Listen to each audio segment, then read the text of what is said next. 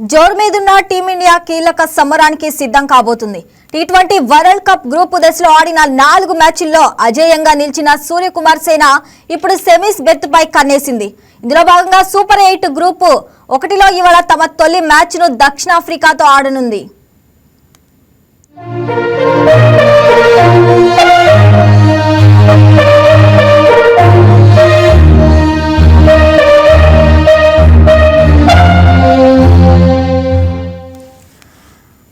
అయితే తొలి రౌండ్లో భారత్ టేబుల్ టాపర్గా నిలిచిన ఆ స్థాయి ప్రదర్శన మాత్రం కనబర్చలేకపోయిందని చెప్పాలి. పసికోన జట్లుగా భావించిన యుఎస్ఏ, నెదర్లాండ్ గట్టి పోటీని ఇచ్చాయి. ఒక్క పాక్ పై మాత్రమే అన్ని విధాలుగా టీమిండియా రాణించింది. అభిమానులు ఆశించినట్లుగా జట్టు ఇంకా పూర్తి సామర్థ్యం రాలేదనే చెప్పవచ్చు.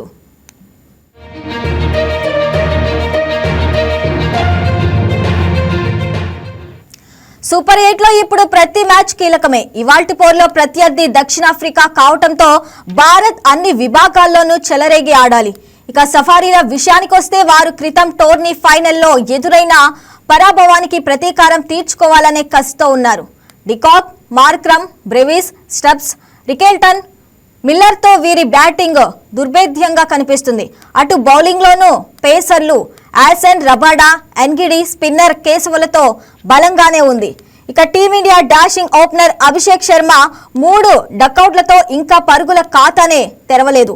అయితే తన గైహార్చరీలో ఓపెనర్గా శాంసన్ నమీబియాపై 8 బంతుల్లోనే 22 పరుగులతో చెలరేగాడు.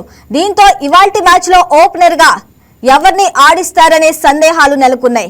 కానీ కెప్టెన్ సూర్య మాత్రం అభిషేక్ పై పూర్తి నమ్మకాన్ని ఉంచాడు. అతడి ఫామ్ గురించి ఆందోళన పడుతున్న వారి గురించే తాను ఆందోళన పడుతున్నట్లు తేల్చాడు.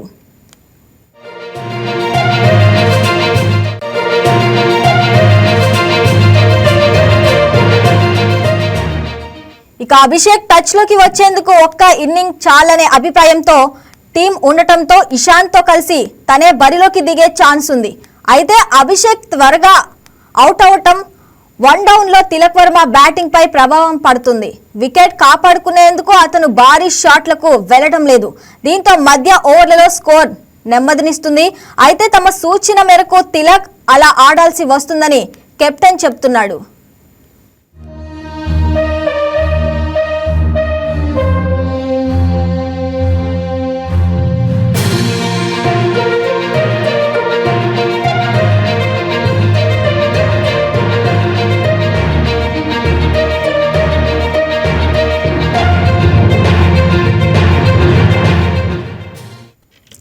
ఇక మిడిల్ ఆర్డర్లో సూర్య పాక్ నెదర్లాండ్ పై రాణించలేకపోయాడు. కాగా హార్దిక్, దూబే చివర్లో చెలరేగుతుండటం సానుకూల అంశమని చెప్పాలి. సఫారీల బౌలింగ్ లైనప్ పటిష్టంగా ఉండటంతో భారత బ్యాటర్లు సమిష్టిగా రాణించాల్సి ఉంటుంది.